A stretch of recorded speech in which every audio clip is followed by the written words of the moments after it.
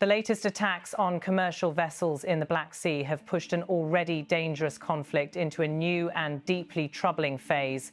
Officials in Turkey say these incidents have confirmed what they had warned from the very beginning. The war is no longer confined to fixed front lines, and its geography is widening in a way that threatens every state connected to this region. The expansion is not only territorial, but also technological, as new methods of warfare spread across the sea, disrupting one of the most heavily traveled corridors for trade, fuel shipments, and human transportation in the region. The two ships targeted were moving through Turkey's exclusive economic zone, an area whose safety and stability are essential for maritime commerce. The attacks forced a reassessment of the risks that have now become normal in waters that once served as the economic bridge between Europe, the Caucasus, and the Middle East. One senior Turkish official described the situation starkly, saying that these developments endanger navigation, voyage, and safety, and that the Black Sea is being pushed toward a situation where it could function as a closed area for trade and even an area close to human transportation. The escalation reflects a troubling shift. The war, once focused on land battles, is now reaching deeper into international maritime routes. These attacks cannot be separated from the larger context of the conflict, which continues to reshape political and security calculations across Europe. Ukraine's effort to defend its territories intersects with Russia's strategic objectives, and both intersect with the broader concerns of European states that fear the war could gradually redraw the continent's security map. The connections are many, and each actor views the conflict through a different strategic lens. For some, the central issue is territorial integrity. For others, it is deterrence and long-term security guarantees. For others still, it is the future balance of power in Europe and the role each nation will play within that emerging order. Amid this shifting landscape, a new topic has moved to the center of diplomatic discussion: the possibility of a peace agreement. For more than 2 years, global debates around Ukraine have focused on how to stop the war, how to negotiate humanitarian corridors, and how to prevent escalation. But the conversation has now expanded toward a more complex question: what comes after the war ends? According to officials closely monitoring these developments, the parties involved are becoming increasingly aware that any agreement reached will not simply restore calm. It will shape Europe's post-war political system. This awareness is driving new diplomatic calculations. Leaders are now openly weighing the consequences of an agreement that could redefine alliances, shift economic relationships, and redistribute strategic influence. One Turkish official framed the moment clearly, explaining that when peace eventually comes, it will be a peace that will shape the new post-war system of Europe. It will not be limited to stopping hostilities. Instead, it will be an agreement that also brings a new system, a new structure.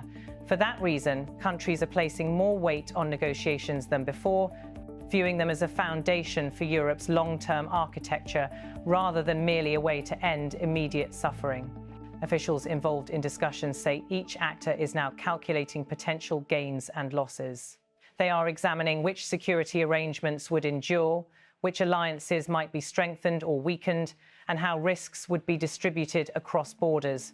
The uncertainty surrounding these calculations is especially strong because past agreements, whether in Eastern Europe, the Balkans, or other conflict zones, have often produced unintended consequences.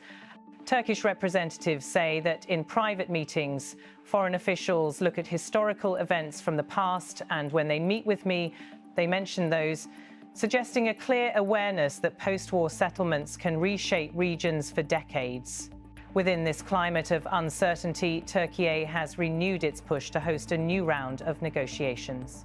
This is not a new role. Türkiye has previously facilitated dialogue between Russia and Ukraine and has long positioned itself as a mediator capable of speaking to both sides. The government believes that because it maintains diplomatic channels with Moscow and Kyiv simultaneously, it is uniquely suited to help bridge the widening gap between them. It has also insisted that face-to-face negotiations remain essential for any progress, arguing that back-channel communications and remote diplomacy cannot produce the trust needed for a lasting agreement. Turkey's representatives say they have already raised the proposal again with both sides and that Russia has expressed openness to the idea. They also believe Ukraine may soon respond positively. The aim, they argue, is to create a general framework agreement, something that could serve as the foundation for detailed negotiations. But they are clear that such details cannot be resolved through distant exchanges. Direct dialogue is required, and in their view, Istanbul is the best possible venue. They point to recent history to support this claim. Last summer, Istanbul hosted 3 rounds of talks between Russian and Ukrainian officials. Though the meetings did not produce a definitive settlement, they generated real results, including exchanges, humanitarian arrangements, and a framework that later contributed to additional negotiations on specific issues. Turkish officials say that in each case, the parties truly left satisfied and achieved some concrete results.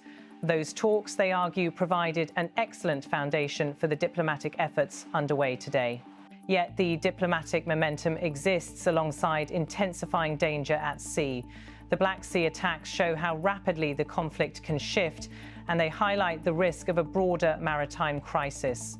Each new strike undermines the stability of a region that depends heavily on shipping lanes for energy supplies, agricultural exports, and transit routes linking Europe to global markets. As more attacks occur near commercial corridors, insurance costs rise, vessels reroute, and key economic lifelines become unstable. For countries along the Black Sea, including Türkiye, Romania, Bulgaria, and Georgia, these disruptions carry economic and strategic consequences. In Ankara, officials are alarmed not only by the escalation itself, but also by how these incidents could solidify new military patterns.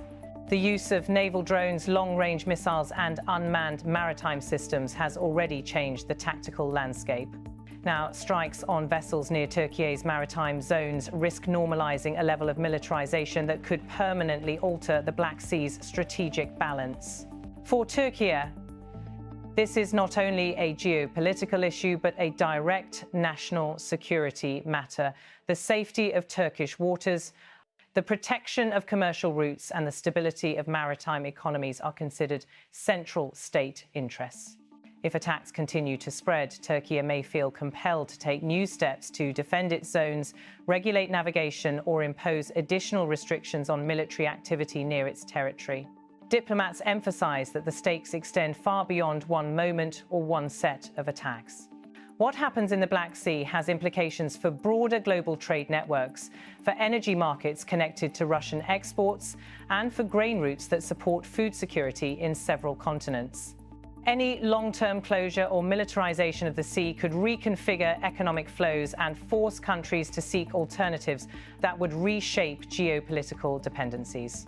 This is precisely why Turkey sees urgency in pushing for renewed negotiations. The longer the war expands in geography and methodology, the harder it becomes to reverse the consequences. Officials argue that even if the sides cannot reach a comprehensive peace quickly, establishing a framework for talks could slow the drift toward wider instability. They see diplomatic intervention as a necessity not only for Ukraine and Russia, but for the entire region that depends on the Black Sea and the broader European system, whose future is now tied to the outcome of this conflict. In the coming weeks, Turkey is expected to intensify its diplomatic outreach, inviting delegations, consulting allies, and pressing the argument that negotiation is not simply an option, but the only sustainable path forward. Whether the parties choose to take that path remains uncertain.